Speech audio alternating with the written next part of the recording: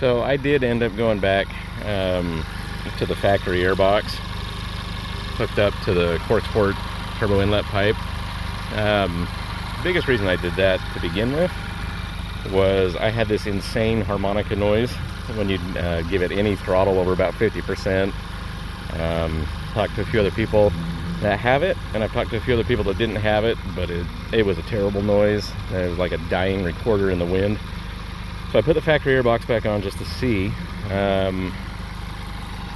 So that noise is gone. The turbo blow-off valve noise is gone. It's a lot smoother sounding now. If you want to keep that noise, you'll have to leave the short ram on.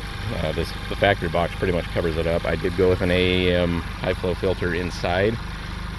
The other thing is anywhere about 4,000 RPM and above on the factory airbox. I'm also flowing about 10 to 12 more grams a second than I was on the short ram. That's pretty big. I'm not going to get into an argument with anyone on what that means, what it turns into.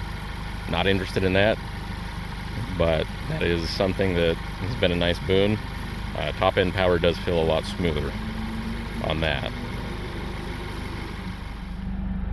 So with the hood up,